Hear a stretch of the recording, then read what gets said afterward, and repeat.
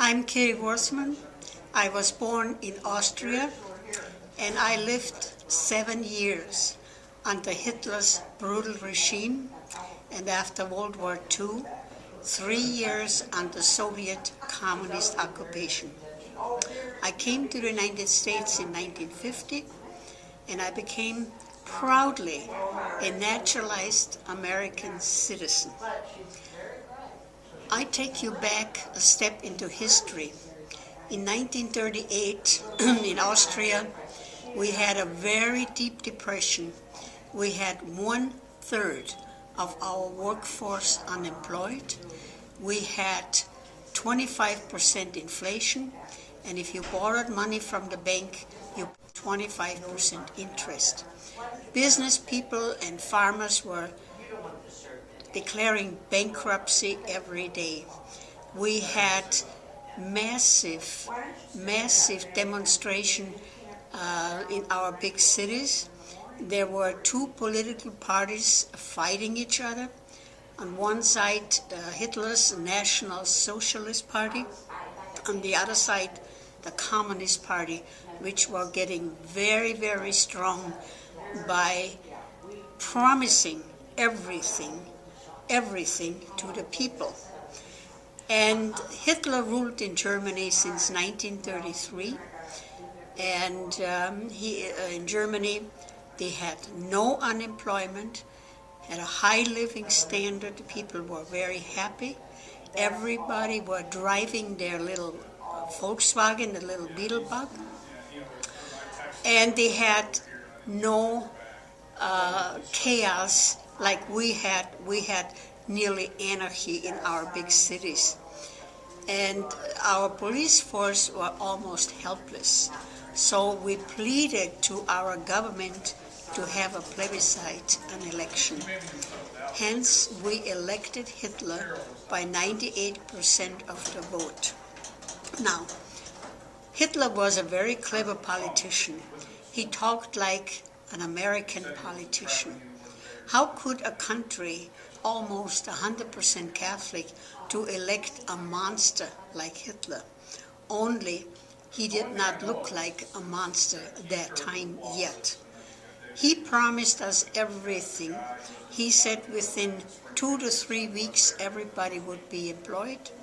He would help especially the families who were in such poverty that I remember that my mother had a kettle of soup on her stove every day, and we baked bread because about 30 people would come knocking on the door just for a slice of bread and a bowl of soup.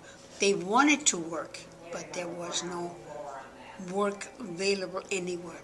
This all changed very quickly. Hitler immediately sought public work service. Also, we got a new government. Nobody was elected anymore. Everybody was appointed up from the city commission, school board, county board, and legislators and governors. He consolidated our 7 states into 4 states because he said it was easier to govern in 4 states instead of 7. Consolidation is a very, very important component for socialism, centralization.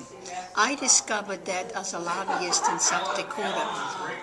I think 3 times we had a bill that they wanted to merge our 66 counties into 15. I defeated it every time. So what Hitler did, the first thing he did, he gave us free radios. And then he nationalized our radio stations. So the only news we could get was what the government wanted us to know. Also, the print media was being censored before it hit the street. Next thing what he did, he looted the Jewish banks. He took their money And then he nationalized our banking system. The next thing, he nationalized education. And this literally happened overnight. I went to public school. I was in 6th grade. We had prayer in public school before we started our class and after the class. And we had our priest speaking on religion to us twice a week. That morning, after the election, I walked into my classroom, and the crucifix was gone, and there was Hitler's picture and the Nazi flag on each side. And our teacher announced that today we don't pray anymore. We sing Deutschland, Deutschland über alles, the national anthem. And on Sunday, she said you could not go to church anymore because it was National Youth Day. And in case our parents would not send us, because it was compulsory, they would be fined. The first time they would get a letter of warning. The second time they would be fined, a very heavy fine. And the third time they would be jailed. So we attended every Sunday morning at 8 o'clock the program. The first 2 hours were political education. Today I call it political indoctrination. They were telling us that we shouldn't listen to our parents anymore. They were old-fashioned, and they were taking away our freedom because actually we had rights, that we should not listen to our parents anymore. They were old-fashioned fogies, and we could be free to do whatever we wanted to, and our parents could not interfere.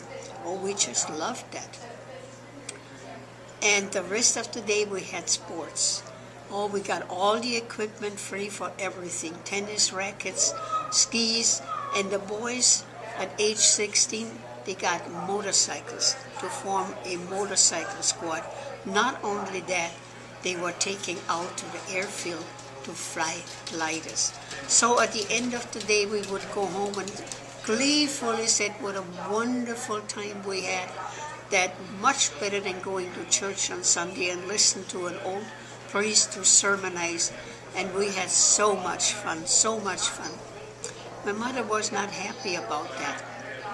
So when the next school term began, she announced that she was taking me out of that horrible public school and she was going to enter me into a private school. I would have an excellent curriculum, but not much fun. Sure enough, as we arrived, I saw a huge wall, an 8-foot wall with an iron gate locked. And as I was bidding my mother goodbye, I almost hated her. I thought she was putting me in prison. But she said, you know, someday you will grow up and realize what I'm doing for you. Well,